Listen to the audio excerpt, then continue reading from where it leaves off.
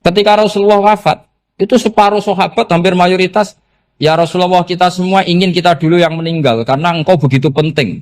Maka jangan meninggal dulu, kita yang meninggal. Kalau kita yang meninggal tuh gak apa-apa, tapi kalau engkau penting, jangan meninggal. Tapi ada saja sahabat, lah tidak seperti itu. Saya suka Rasulullah meninggal dulu. Alasannya masuk akal. Biar Allah menyaksikan saya kama usaddikuhu hayyan usaddikuhu maitan. Allah biar menyaksikan saya iman kepada Nabi ketika masih hidup. Dan saya buktikan setelah mati pun, setelah meninggal pun, setelah wafat pun, iman. Jadi ternyata baisnya itu supaya orang tahu bahwa iman kita kepada Nabi itu iman yang super. Sehingga ketika beliau sugeng ya kita iman, setelah wafat juga kita iman. Kai usaddikuhu maitan kama usaddikuhu hayyan. Supaya saya mentasdikkan beliau setelah meninggal sebagaimana kita mentasdikkan beliau saat masih hidup. Dan ternyata Allah ridho dengan perkataan sahabat itu. Kenapa Allah ridho? Karena menjadi pelajaran bagi orang-orang yang ditakdir gak menangi Rasulullah SAW. Tetap mereka ini. Jangan kayak setan. Setan itu kurang ajar betul kalau iblis itu. Masyhur itu. Iblis itu nangis-nangis neng Nabi Musa. Iblis itu takutnya sama Allah itu luar biasa. Sampean kalah. Iblis itu setiap ketemu malaikat karena dia ngerti alam gaib, mesti apa itu? Kama sali syaitani idh qala lil insani kfur falamma kafara qala inni bari'um minka inni akhafu wa rabbal alamin. Jadi setan iblis itu paling sering bilang inni akhafu wa rabbal alamin karena iblis itu tahu surga, tahu neraka, tahu kekuasaannya Allah. Jadi takutnya sama Allah luar biasa. Makanya setiap dia mengajarkan kekafiran, setelah orang itu kafir gimana? Inni bari'um minka inni akhafu wa rabbal alamin. Saking takutnya sama Allah, suatu saat iblis ini datangi Nabi Musa. Karena tahu Nabi Musa itu kalimullah. Orang yang bisa komunikasi langsung dengan Allah. Ya Musa, ya kalim Allah, saya ini makhluk. Saya takutnya sama Allah luar biasa. Tolong rayukan Allah supaya nerima tobat saya. Karena dirayu terus lama-lama Nabi Musa bilang, oke, tak rayukan Allah. Sama Allah. Karena Musa kekasihnya, ya Allah, iblis punya ingin tobat. Tolong dikasih hak tobat. Kata Allah, oke. Dia bisa tobat. Asal mau sujud di makamnya Nabi Adam. Karena kesalahannya dia gak mau sujud sama Nabi. Semenang Nabi Musa karena ada cara untuk iblis menjadi tobat. Dikasih tahu sama Nabi Musa. Alhamdulillah kamu diterima tobatnya. Syaratnya apa? Sujud ke kuburannya Nabi Adam. Wah iblis ya tahu aslinya terus. Asjuduhu maitan wa qatla asjuduhu hayyan. Zaman urip aku ora gelem, mbok wis mati. Oh dasar setan itu. Zaman urip aku ora gelem wis mati mbok kon sujud. Kumat maksudnya terus ya sudah terus sampai sekarang akhirnya. Kalau sekarang tidak mungkin lagi karena nggak ada Nabi Musa. Jadi ijtihadnya sahabat melihat wafatnya Rasulullah itu beda-beda dan ternyata semuanya diridhoni Allah. Karena ternyata yang suka Nabi wafat dulu adalah ingin supaya umat Islam tetap mencintai beliau. Iman sama beliau, tasdik sama beliau. Sebagaimana tasdik zaman sugeng. Makanya kita harus mencintai guru-guru kita. Uhibbuhu maitan kama uhibbuhu hayyan. Saya sampai sekarang itu ya merasa Mbah Mun itu tidak meninggal. Saya masih merasa kalau bapak saya tidak meninggal. Karena kita mencintai beliau-beliau ketika hidup dan ketika wafat itu sah. Karena beliau-beliau sama kita juga seperti itu. Rasulullah itu ketika mendekati wafat, ya bahasa halusnya intaqala ila rafiqil a'la. Itu Nabi kalau ngedikan tuh rileks sekali. Hayati khairun lakum wa wafati khairun lakum. Cung aku nak uripku ya apik. Engko nak aku wis kapundhut ya apik. Fa amma hayati fali asunna lakum as-sunan. Sebagian riwayat fa innakum tuhadditsuna anni wa uhadditsu ankum. Kalau saya masih hidup, saya bisa mengajarkan kamu sunnah, mengajarkan kamu tradisi-tradisi yang benar. Dan ketika aku mati, ketika aku sudah wafat, maka saya jejer Allah, kata Nabi. Saya berdampingan dengan Allah, maksudnya dekat Allah. Tentu bila Kevin walan hisab. Terus sudah fa'inna amalakum, amal-amal kamu diperlihatkan ke saya. Belum yang saya sudah dekat Allah, kalau amal kamu baik, saya muji Allah. Kalau amal kamu buruk, saya langsung mintakan ampun kepada Allah. Jadi Nabi rileks sekali. Artinya saya hidup bagus karena bisa ngajarkan kamu as-sunan wa syara'i'. Kalau saya wafat karena saya dekat Allah. Kalau kamu baik, saya muji Allah. Kalau kamu buruk, saya mintakan ampun kepada. Guru-guru kita juga seperti itu. Justru setelah wafat, beliau-beliau punya kesempatan dekat sama Allah, dekat sama Al-Malail A'la, sehingga mendoakan apa? Nah, terus kata Sayyid Muhammad, wala taqulu lima yuqtalu fi sabilillahi amwat.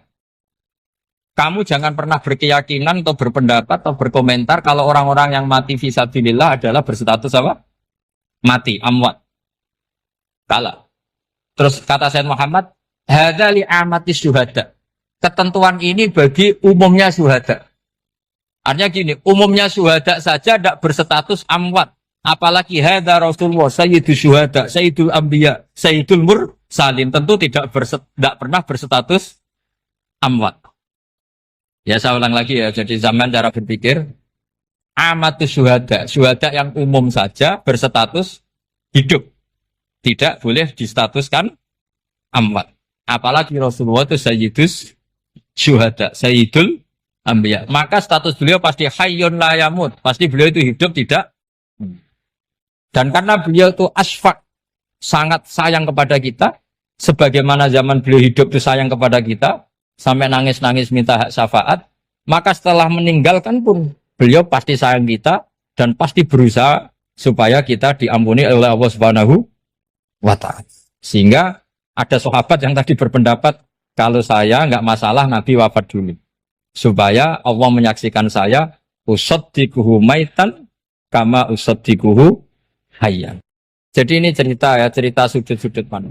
Fikih itu penting sekali. Kata Sayyid Ali yang Shahibu Simtud Durar itu, wabihi qiwamus syariah. Yang bisa mengawal syariat itu hanya fikih.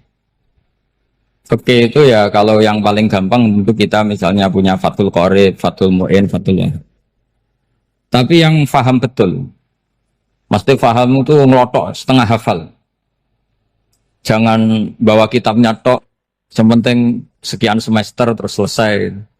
Itu sama-sama dosa, itu dosanya ya dosa, mahasiswanya juga dosa. Karena sudah terlanjur sarjana agama, ternyata nggak bisa, itu kan mendingan ndak sarjana agama. Itu saya tak cerita sama Kiai Roba, itu ada fatwa Kiai juga wali. Suatu saat ada penyanyi dangdut top terkenal di Indonesia itu nyanyi dangdut, ya penyanyi ya dai, entah itu hakikat entah majas tidak tahu. Itu kiai itu fatwanya lucu. Kalau kamu datangi dia pas main dangdut masih saya beri izin, tapi kalau datangi dia pas pengajian itu tak larang kan santrinya jadi eskal. Ini pas pengajian dilarang, pas dangdutan kok malah dapat izin. Tapi bukan berarti halal ya, dapat izin. Dapat izin kan potensinya bisa karena dilarang lah ya tetap belerot. Terus suatu saat si santri ini setengah wali, tidak wali tapi setengah. Lama-lama itu memahami gurunya. Memahami gurunya ternyata sirinya begini. Kalau seorang penyanyi yang tidak pernah ngaji, kemudian ngomong agama, itu potensinya itu fadallu wa adallu, sesat dan menyesatkan. Tapi kalau dia sedang nyanyi dangdut, penyanyinya cowok, sama jangan bayangkan dangdut putri, enggak, itu cowok sudah tua lagi. Jadi potensi halalnya ada lah maksudnya untuk, tapi tidak alat musiknya, orangnya. Tapi kalau dia nyanyi itu paling dosanya hanya nyanyi. Saya ulang lagi ya.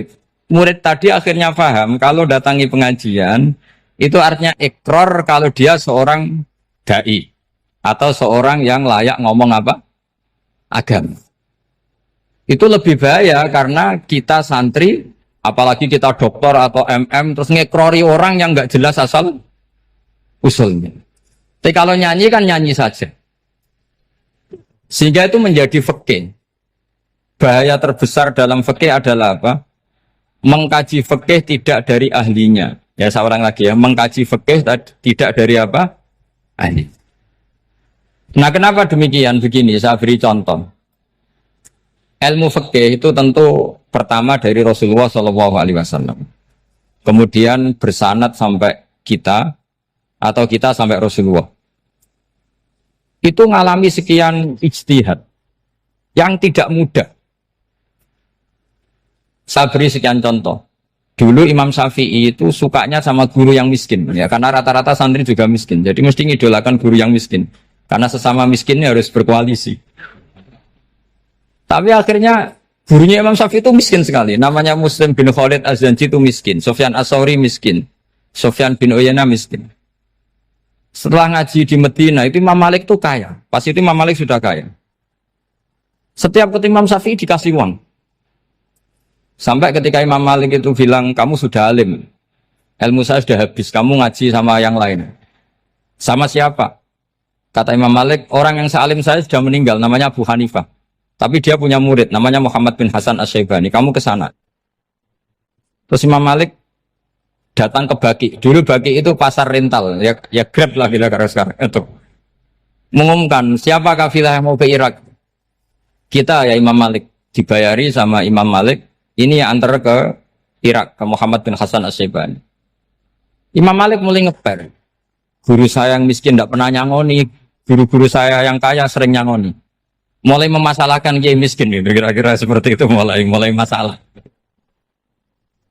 Setelah datang ke Irak, di Muhammad bin Hasan Asy-Syaibani itu si Muhammad bin Hasan Asy-Syaibani itu kalau ngitung uang itu di meja tamu. Jadi punya emas lantaan, punya uang. Kira-kira kalau Indonesia punya rupiah, punya dolar, dihitung itu di ruang tamu. Kata Imam Syafi'i, saya dengan Imam Malik saja enggak serik, ini lebih kedonyan lagi kiai. Ngitung uang itu di ruang tamu. Terus akhirnya si Muhammad bin Hasan Asy-Syaibani ini ahlul usul, dia pakar usul. Kamu heran sama saya? Iya, kiai kok kedonyan. Dia ngomong gitu. Tapi kata Muhammad bin Hasan Asy-Syaibani, kalau kiai tidak boleh kaya, itu tak kayak wong fasik. Ben gue demenan, gue mabuk. Oh jangan, nanti dipakai maksiat. Penjenengan mawon kersane digetoat. Berarti kiai oleh sugih, pun angsal-angsal. Semenjak itu jadi satu fikih bagi Imam Syafi'i. Ternyata kalau mengharamkan kiai sugih, berarti membolehkan yang fasik sugih. Kalau yang fasik sugih bisa dipakai i'anah alal maksiat. Semenjak itu mindset pikiran Imam Syafi'i rubah. Saking rubahnya sampai beliau berpendapat orang bisa beli Alphard, kok beli carry itu haram. Bisa jadi bupati kayak Pak Roba, kok jadi RT haram. Soalnya gitu. Bisa keren Kak Gus Ba, kok jadi orang pendengar haram. Pokoknya haram terus. Karena dalil beliau al-Islam ya'lu wala yula alaih. Coba sampean ridho misalnya jadi orang Gresik dipimpin orang yang enggak sholat, ridho ndak? Ndak. Atau sholat tapi nggak bisa ngaji, ridho ndak? Ketika yang bisa ngaji berpotensi jadi buba, terus keterusan. Karena Imam Syafi'i keterusan, ya umatnya keterusan. Akhirnya orang-orang Syafi'i itu politikus rata-rata. Ya, makanya sama jangan kaget sama Baruba. Kakak saya wakil bupati dia. Putranya Mbah Mun ada yang wakil apa? Gubernur. Dulu Gus Wahid ya menteri agama. Itu asal usul dari perubahan fikih, mindset, cara berpikir Imam Syafi'i. Jadi dulu itu fikih ditemukan itu jelimet, ada perdebatan. Itu tidak hanya pada level ulama, pada level Nabi pun ada perdebatan. Jadi jangan kira Nabi itu tidak debat, ya debat. Nabi itu asal seangkatan itu mesti debat, termasuk debat dengan malaikat. Jadi kalau perlu ya debat sama apa? Karena malaikat itu kan lugu itu gak iso mikir. Karena kalau malaikat iso mikir bisa jadi rektor. Nanti kasihan Pak Salam gitu. Malaikat gak boleh jadi rektor. Malaikat Israel itu gak tahu etika. Jadi beliau ketika mau membunuh, mencabut nyawanya Ibrahim datang, ya Ibrahim saya ini disuruh nyabut nyawa kamu. Kata Ibrahim, wah kamu itu pasti salah. Kamu tahu saya siapa? Saya ini Khalilur Rahman, kekasih Allah. Masa kekasih membunuh yang dikasih? Ini enggak benar, logika itu enggak benar. Pasti kamu salah. Karena Israel itu tidak bisa debat. Ketika ditanya, hal ra'aita khalilan yumitu khalilah? Masa kekasih membunuh yang dikasih? Saya ini Khalilur Rahman. Masa Allah mencintai saya kemudian membunuh saya? Itu logika agak benar. Gak keliru, kamu itu keliru. Israel akhirnya terbang lagi. Ya Allah, katanya logika saya ini salah. Karena masa kekasih membunuh yang dikasih. Karena Israel gak pernah sekolah, gak pernah sekolah. Gak bisa dia jawab. Akhirnya diajarin Allah. Dah kamu bilang gini ke Ibrahim. Hal ra'aita khalilan yakrahu ayyalqa khalila. Masa kekasih tidak siap ketemu yang dikasih. Dibalik logikanya. Akhirnya datang lagi ke Israel. Kata Allah begini. Masa jenengan kekasihnya tidak siap ketemu yang kau kasih. Oh ya oke mati gak apa-apa. Jadi ilmu itu ngalamin perdebatan. Jadi saya datang murni karena Kiai Mas Buhin, bukan karena MC. Itu dosa besar kalau saya datang karena MC. Karena saya punya kewajiban yang lebih besar. Jadi yang bisa mengalahkan adalah a'zoma minhu, yang super besar kira-kira. Karena jelas ada riwayat inna min abaril birri silatar rojuli ahla wuddi abi. Ya, inna min abaril birri silatar rojul ahla wuddi abi. Di antara kebaikan yang sangat baik adalah seseorang menyambung teman bapaknya. Padahal sampean kan nggak mungkin teman bapak saya. Teman saya aja nggak mungkin, nggak level apalagi bapak saya kan. Jadi malah mohal itu. Saya berkali-kali cerita di mana-mana cerita. Fikih itu harus dievaluasi. Karena ini masalah furu'iyah. Saya berkali-kali cerita di mana-mana cerita. Hukum berteman orang fasik gimana? Pasti orang jawab haram karena takut ketularan orang fasik. Tapi kalau dibalik, hukumnya bina orang fasik gimana? Ya baik, umatnya Nabi. Bisa bina kalau berteman. Kamu bisa bina orang fasik tanpa berteman? Gak bisa. Jadi kalau dibalik, hukum berteman orang fasik gimana? Haram. Hukumnya bina orang fasik? Baik. Bisa bina kalau berteman. Berarti berteman orang fasik? Ya terus nanti pada level lapangan sih gampang. Kalau yang soleh membina yang fasik dan yang fasik ketularan yang soleh, maka ternyata kalau yang soleh ketularan fasik ya berarti ternyata buruk. Tapi kan hukum masa nunggu kenyataan kan jadi nggak hukum. Di mana-mana hukum itu kan ada asumsi karena ini masalah ijtihad. Nah itu yang dilakukan para ulama kita. Jadi sampean harus mengkaji fikih secara detail karena tidak hanya kita yang khilaf. Nabi-nabi juga khilaf dalam menentukan dakwah ilallah. Wali-wali kita kayak Abdul Hasan Asyadili sama Sayyid Abdul Al-Haddad itu juga. Imam Ghazali ya khilaf. Imam Suyuti itu kalau ketemu Al-Qastolani itu saling tidak nanya, saking nggak cocoknya. Masyhur itu. Jadi ulama ora cocok. Bedanya nak saiki perkara partai. Kalau orang dulu enggak. Karena pakai asumsi. Pakai asumsi karena memang susah.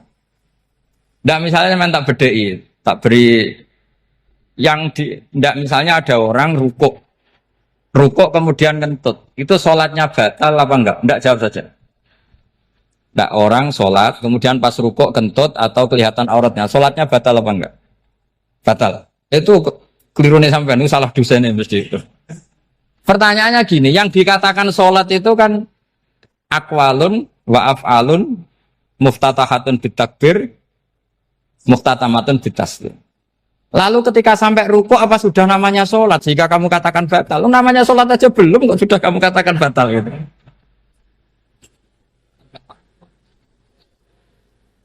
Iya kan? Jadi kalau aku mau sholat pas rukuk ngetut batal atau ora? Mestinya jawaban yang benar, ya ora sholat jadinya gitu. Karena kalau dikatakan sholat definisinya harus sampai salah. Tapi kan kita nggak mungkin ngomong seperti itu kan dianggap majnun. Padahal itu yang benar, yang punya kecerdasan. Nah makanya pertanyaannya, fikih itu ngikuti bahasa awam apa bahasa istilah? Kalau ngikuti bahasa awam ya kayak tadi, sholat kok pas rukuk kentut maka batal. Sebenarnya yang batal itu sholatnya apa rukuknya? Nah makanya terjadi perdebatan. Kalau yang pakar-pakar usuli itu salah istilah itu nggak mau. Saya ulang lagi, kalau pakar-pakar usuli itu salah istilah itu nggak mau. Terus misalnya tak beri contoh lagi. Kalau imam itu sudah salam pertama. Salam pertama itu yang rukun kan salam pertama. Berarti setelah salam pertama imam sudah keluar dari sholat apa belum? Yakin? Ya, sudah. Sekarang sama tak bedain. Lalu makmum itu kesunatan langsung berdiri apa nunggu imam salam kedua? Enggak, jawab satu. Nunggu salam kedua kan? Nah, itu kriminalnya sampai Anda dalam sufi itu. Kriminalnya begini. Berarti Anda bergantung sama orang yang sudah tidak sholat. Kata kamu setelah salam pertama dia sudah tidak sholat. Berarti kamu menginstruksikan makmum berhubungan dengan orang yang sudah tidak sholat. Karena sudah keluar dari sholat ketika salam pertama. Kalau kamu di debat gitu gimana jawabnya? Pusing kan? Berarti robtul makmum bisolatiman sing wis laisa fi sholatin. Berarti menggantungkan sholat sama orang yang sebetulnya sudah tidak sholat. Ada yang jawab, sebagian ulama fikih tetap disunatkan menunggu salam kedua. Karena salam kedua itu masih paket meskipun tidak rukun. Dia paketnya selesai. Tapi selalu pertanyaannya gini, lalu setelah salam pertama itu imam masih sholat enggak? Sudah sama berani jawab tuh? Nah ini pentingnya bodoh, gak mikir sebenarnya. Jadi makanya bodoh itu barokah karena gak mikir. Jadi soalnya Rabbana ma khalaqta hadza apa? Batila. Sing bodoh ya barokah, sing pinter ya barokah. Secara barokah maksiat.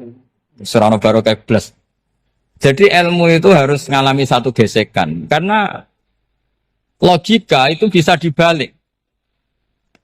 Nah karena ilmu itu mengalami satu gesekan, satu logika yang bisa kayak iya kayak enggak. Sehingga jargon di dunia ijtihad itu begini.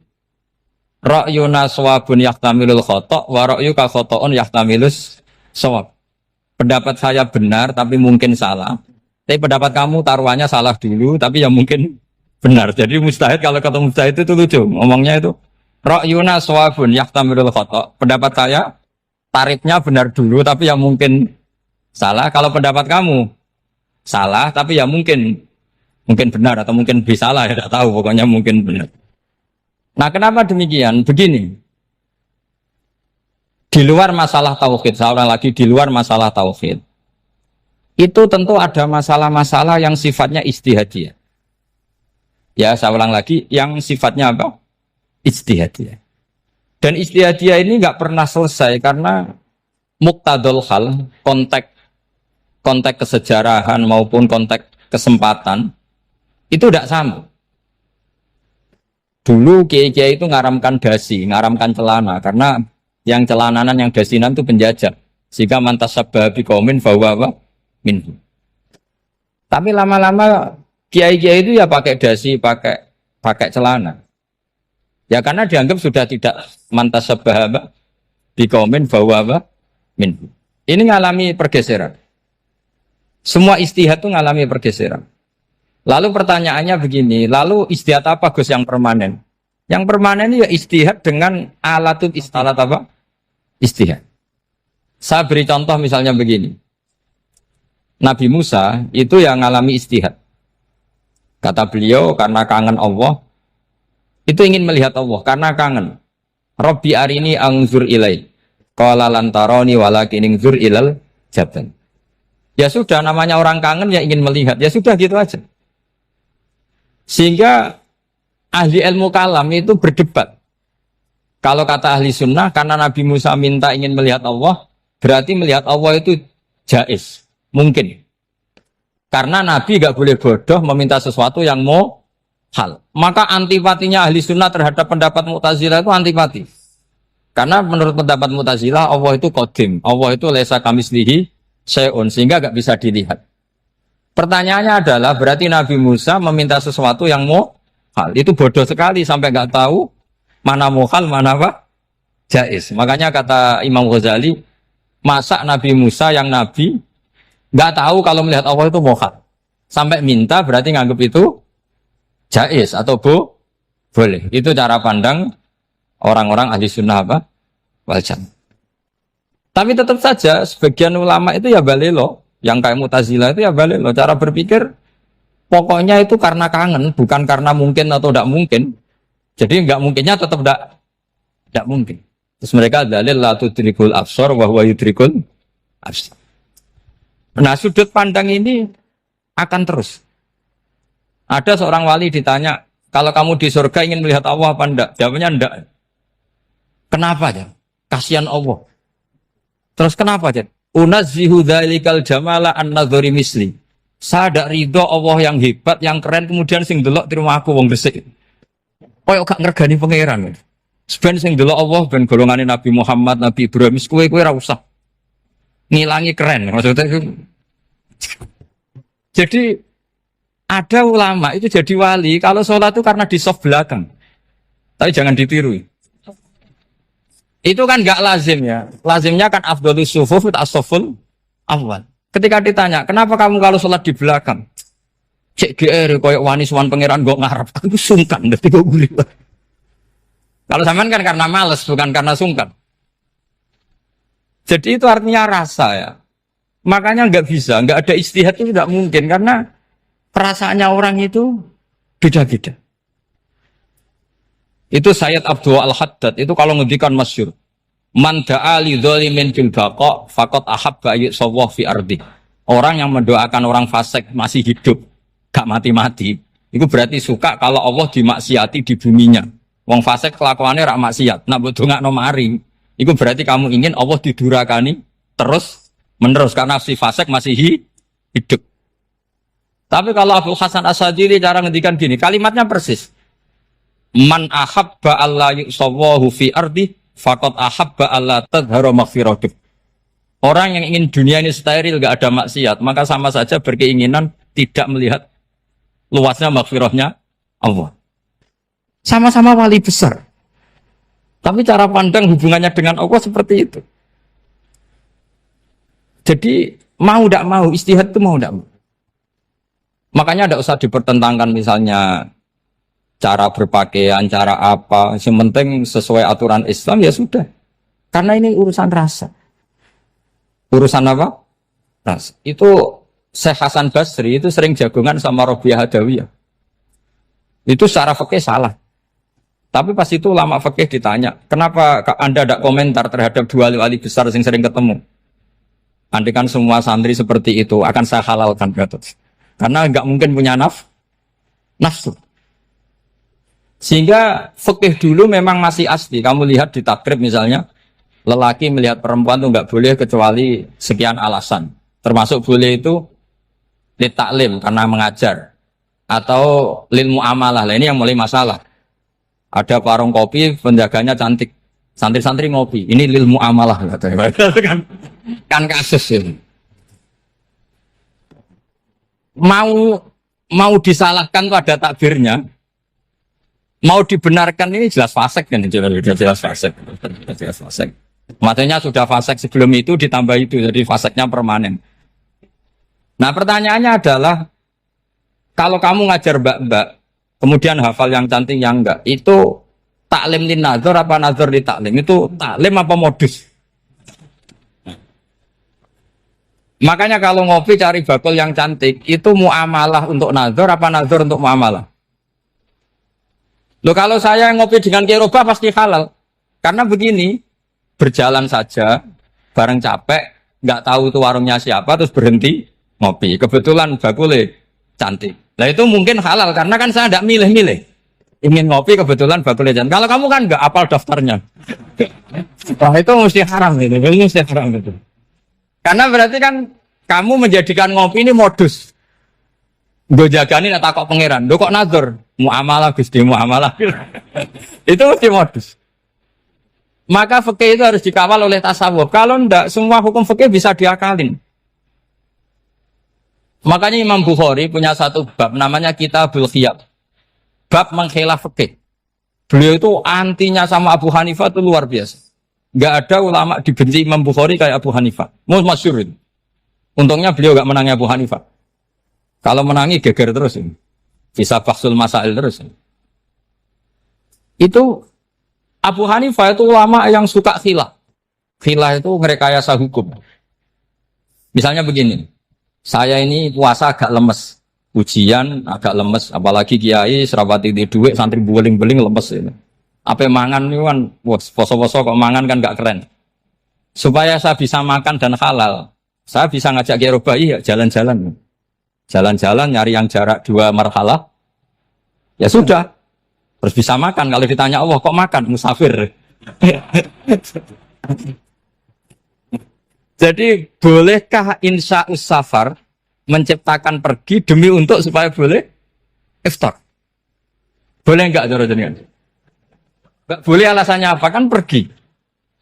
Perginya juga enggak maksiat. Itu khilaf. Tapi Sayyid Muhammad, Abuya Sayyid Muhammad, Muhammad bin Alawi, Sayyid Muhammad, itu membela Abu Hanifah. Artinya membela jangan semua khilaf itu diharamkan.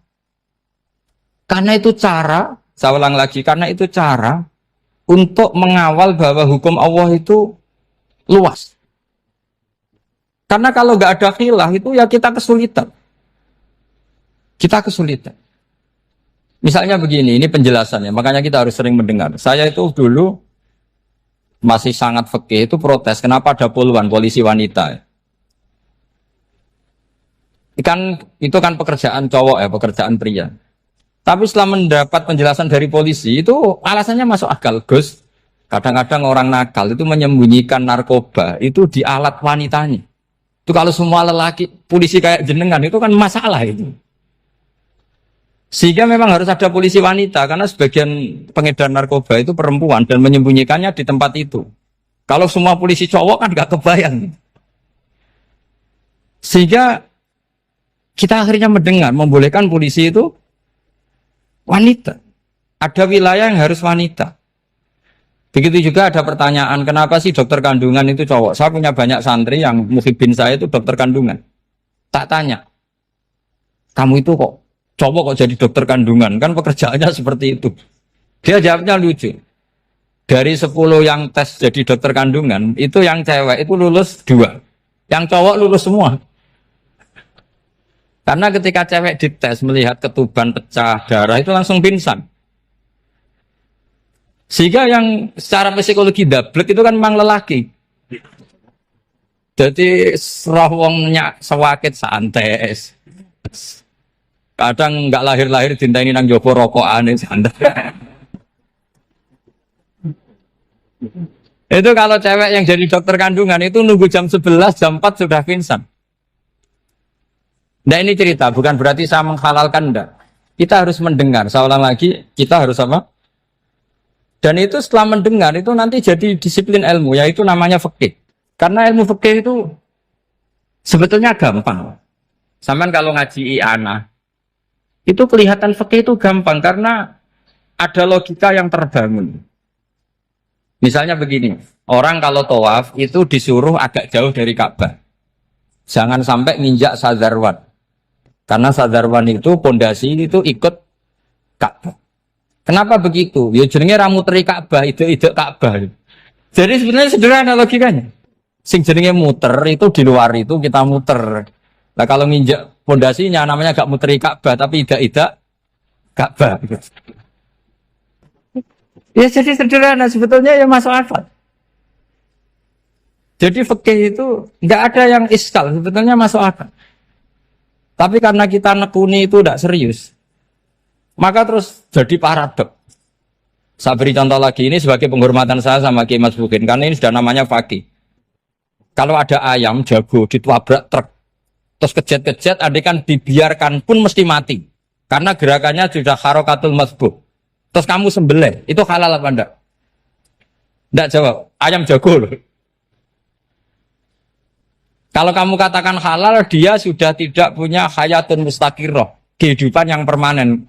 Andai kan kamu biarkan pun 1 menit lagi meninggal.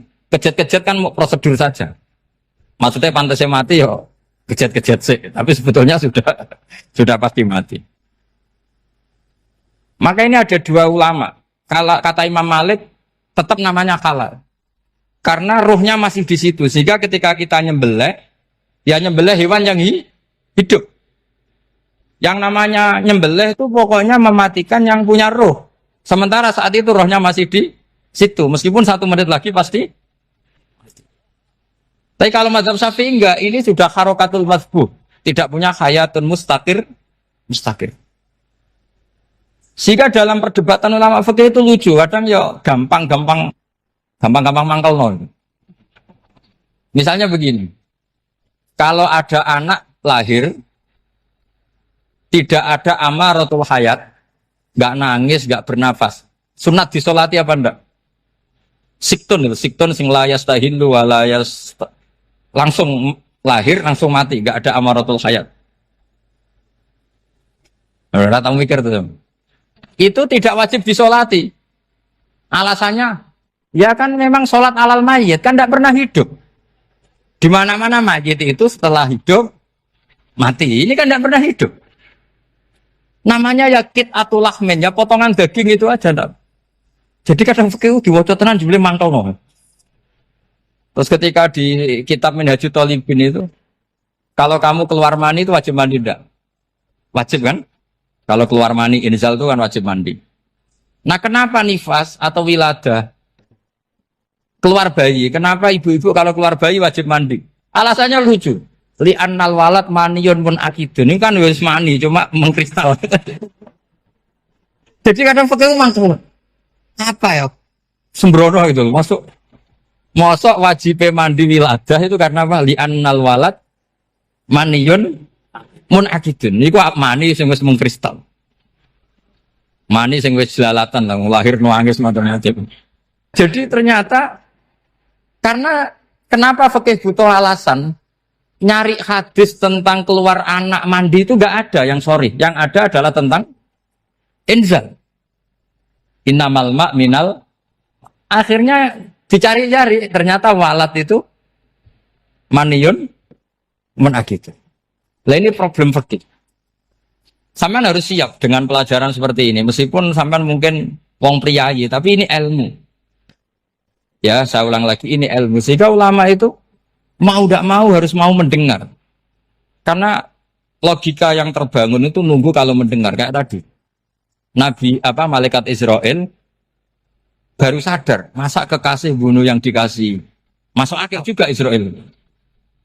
Kalau sama sampean sih nggak nerima tetap selonang-selonang ini masalah Ibrahim Khalilur Rahman. Sehingga kita di alasan fikih itu harus kita dengar.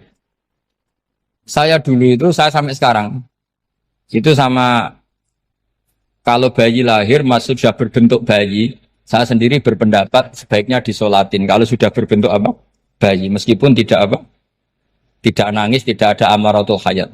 Kan yang digugurkan itu wajibnya, bukan masalah boleh dan tidak. Itu banyaklah perdebatan ulama di bab itu. Saya beri contoh lagi perdebatan ulama. Ini contoh-contoh fikih karena ini khusus penghormatan status fakih tadi. Itu kalau ada orang mati jenazah itu. Jenazah itu kalau sholat, itu kan umumnya jenazah di depan, kita nyolati di belakang. Itu yang mengatakan begitu ya tidak punya alasan, ya taunya mulai dulu begitu, di mana-mana nyolati jenazah, jenazahnya di depan. Tapi di kitab Makhali jelas diterangkan, kata kaul sani tidak wajib. Alasannya lucu, fa innal janazah laisat bi imamin. Jenazah itu tidak imam, kenapa harus di depan? Kan kacau kan? Lo coba alasannya di depan apa? Dia ada imam kok. Nah barokahnya fikih itu, sehingga kita melihat di Arab Saudi sekarang, itu jenazah kan di belakang. Tapi kita tetap nyolati apa? Mayit. Kalau di Arab Saudi musim haji, itu jenazahnya di kamar mayit, tapi kita nyolati. Itu satu-satunya takbir ya tadi, fa innal janazah laisat bimanzilatil imam. Tapi jangan praktekkan, nanti dia kepaliran sesat. Saya hanya cerita ilmu, jangan praktekkan. Kalau dipraktekkan masih jadi aliran sesat. Mono jenazah ning guri mame kok ngarep aliran sesat. Sebetulnya bukan sesat tuh. Uji coba fikih. Ya karena tadi fa innal janazah laisat bimanzilatil. Bukti lagi kalau sampean sholat ghaib. Sholat ghaib ini misalnya mayitnya di Surabaya, boleh enggak sholat ghaib di sini? Terus jenazahnya di belakang kamu apa depan kamu? Nah ini kan fikih itu pokoknya gitu. Makanya standar furu'iyah itu susah. Karena perdebatannya itu mirip-mirip. Kayak iya, kayak tidak, kayak. Makanya dulu zaman sahabat, ada sahabat itu mencintai Rasulullah. Senengannya sowan. Bukti cinta sowan. Banyak juga yang sahabat bukti cinta Nabi itu tidak pernah sowan. Alasannya ganggu. Kenapa kamu jarang sowan Nabi? Saya sering jamaah sama Nabi, saya tidak pernah sowan. Kenapa? Ganggu. Biar Nabi kalau di rumah sama anak istrinya, saya tidak mau ganggu. Makanya saya termasuk kiai yang gak pati seneng disowani. Karena ya itu tadi. Kalau ngulang seneng saya, kalau disowani biasa saya. Kalau kiai roba itu nilai, nak pernah sepuh jadi rasuan nilai. Jadi beda, saya sering ditilii kiai sepuh. Tapi bahasanya tentu tidak sowan, tapi nopo nilai. Kalau sowan itu maka kan nafkah itu seperti itu. Jadi ada disiplin, di situ ada disiplin ilmu. Yang kadang kita tidak cocok. Makanya Imam Syafi'i sendiri ngendikan kadang beliau dengan gurunya, dengan Imam Malik sampai ngarang ikhtilafu Malik. Beliau punya data yang beliau itu sedang nggak sama dengan gurunya, yaitu Imam siapa? Malik. Karena mindsetnya itu beda. Tidak sampai misalnya saya tanya, sholat itu harus menghadap kemana? Tidak, jawab saja. Kiblat kan. Ukurannya apa coba? Namanya madhep. Wajah apa dada? Imam Syafi'i milihnya dada. Sekarang praktekkan dalam dialog keseharian. Saya jagungan sama Kiai Roba seperti ini, terus wajah saya begini, madhep enggak? Nah, itu masalah. Terus pertanyaannya, madhep dengan dada itu fis sholat apa fil qiyam?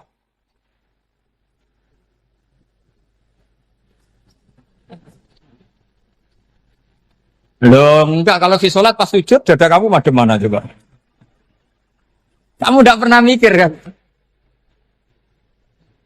Ya madhep pakai dada itu kan kalau berdiri, kalau rukuk sama sujud.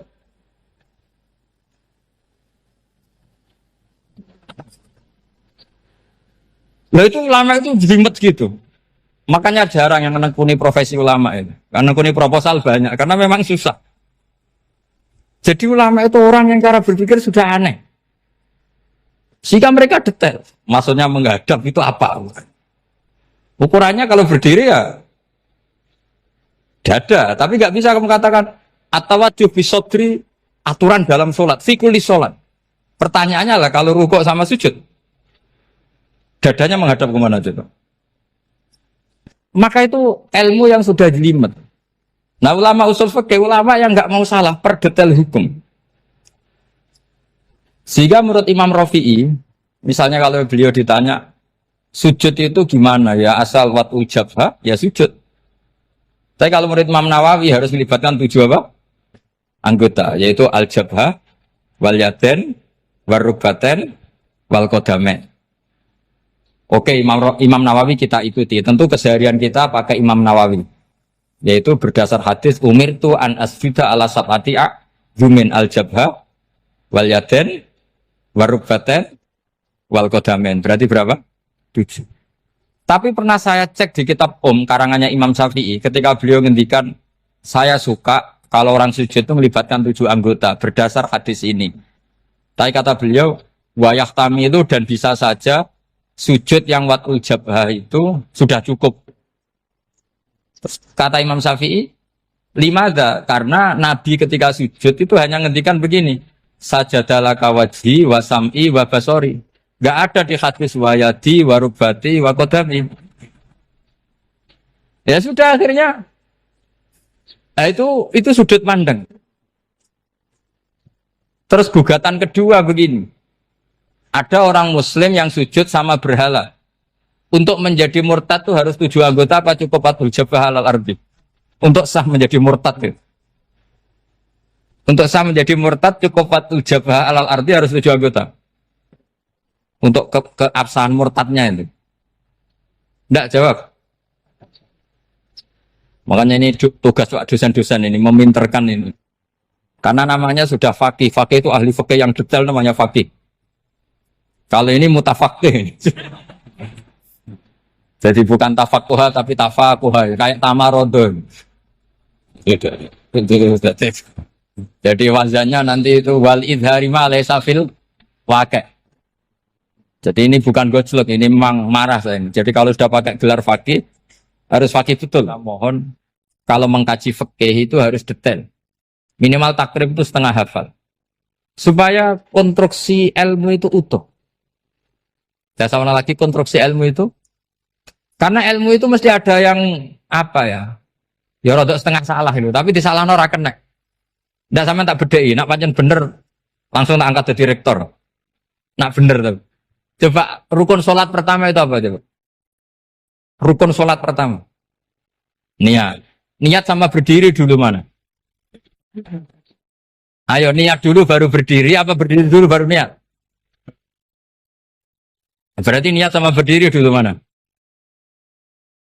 Rubah kan? Artinya kita mau bilang tartib, urutannya niat, berdiri, takbir, gak bisa. Yang dikatakan niat itu apa? Qasdus syai' muktaronan bifi'lihi. Berarti niat sama takbir harus bareng apa urutan? Bareng. Terus dengan qiyamnya urutan apa bareng? Bareng apa urutan? Loh enggak, kalau urutan berarti takbir dulu, duduk, baru berdiri. Nah maka seperti ini tuh mau tidak mau kita salah. Dikatakan tartibnya salah, dikatakan serentak, ya salah. Cuma karena kita bodoh, gak tahu mikir itu, alhamdulillah kan di situ itu. Lu coba niat sholat loh, niat takbir qiyam dulu man. Niat takbir qiyam dulu mana coba? Dulu qiyam. Enggak ada kitab yang mengatakan arkanus sholat awaluha. Oh, dianggap kitab kriminal maksudnya. Makanya ngendikane ulama-ulama di Sarah-Sarah, mau tidak mau sebagian istilah itu tasamuh. Tasamuh itu wis gampang ngono kok repot. Karena kita tidak bisa detailnya. Coba misalnya puasa. Puasa Ramadan itu wajib apa? Tabiyyitun niat, nginep no niat. Sing darane nginep itu umure lama apa enggak? Lama kan? Sekarang sebelum 2 menit kamu baru niat, sah apa enggak? Sah. Itu sempat nginep apa enggak 2 menit itu? Enggak sempat kan? Jadi ilmu itu, makanya kata ulama-ulama, pokoknya ilmu itu mesti ono unsur tasamuh. Tasamuh itu ya tiga gampang. Apa? Tiga gampang. Misalnya Imam Syafi'i berpendapat, mashu ba'dir roksi. Itu kata beliau, walau sya'rotan fi hadir roksi. Meskipun satu rambut asal masih di wilayah kepala. Tapi kalau rambut itu dikeliwir, dibasuh di sini enggak sah. Karena sudah keluar dari batas apa? Kepala. Imam Syafi'i cara berpikir kan, ya ngene iki jenenge basuh sirah. Tapi cara Abu Hanifah enggak. Ya enggak, yang namanya megang kepala itu ya minimal 1/4. Masa gitu dikatakan megang. Lalu ulama usul fikih itu berdebat. Sesuatu itu sesuai masodaknya. Masodak itu yasduku alaihi kadza. Yaitu, ini tadi saya cerita ke Ibu Khen tentang ngaji Jamul Jawame. Ini ilmu yang di Jamul Jawame. Sesuatu itu ukurannya mayasduku alaihi kadza apa dengan takrif, definisi. Misalnya gini, sholat itu batal dengan makan. Kalau kamu sholat, makan batal enggak? Enggak, jawab saja. Batal. Itu satu upo apa satu piring? Enggak, jawab saja. Satu upo sudah batal. Sekarang bab makan di ngormat tamu. Cong tamuku keimangan. Iku sak upo apa sak piring? Nah ini kan tidak fair. Di bab tamu makan satu piring, tapi di bab sholat satu upo. Maka pertanyaannya, lalu penamaan sesuatu itu berdasar masodak, mayasduku alaihi ismu kadza, atau berdasar uruf?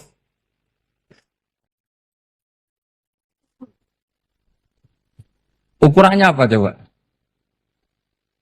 Maka terus jadi perdebatan. Nah ini di sini ini pentingnya ulama karena ya sekarang saya bedai sekarang. Cengkeh itu wangi apa enggak? Kategorinya cengkeh. Wangi kan kalau orang bikin kue tar pasti pakai apa?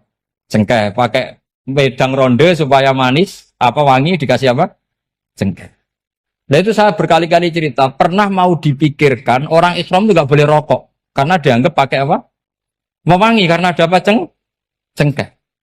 Tapi terus didebat. Kalau gitu berarti orang Jumatan sunat rokok. Karena Jumatan disunatkan pakai pewangi. Wah itu kan akhirnya tuh, wah iya repot ya kan. Jadi kalau cengkeh kamu kategorikan wewangen, yang orang Islam nggak boleh rokok karena pakai cengkeh yang wangi. Konsekuensinya orang Jumatan sunat rokok karena berarti di masjid pakai apa? Pewangi. Kan sesat semua. Jadi itu ilmu. Makanya selain fikih mateng, itu ada ilmu yang namanya usul Usul fikih. Usul fikih itu yang neliti itu. Mayas duku alaihi kada. Jadi yus ngono iku darani ngono. Saurang lagi. Ngono iku wis darani ngono. Ora perlu roh detail. Ya, saya ulang lagi. Wis ora perlu roh detail. Makanya Abu Hanifah itu misalnya basuh wajah. Bisa berketeluk ngene iki basuh wajah. Nek Imam Syafi'i kan detail. Mimba ini mana bitis syari sampai ila somahe uzunehi ila zakon. Terus mana bitis syari Imam Syafi'i nambah apa? Ghaliban. Kenapa ditambah ghaliban? Karena kalau orang budak mana bitis syarinya di sini.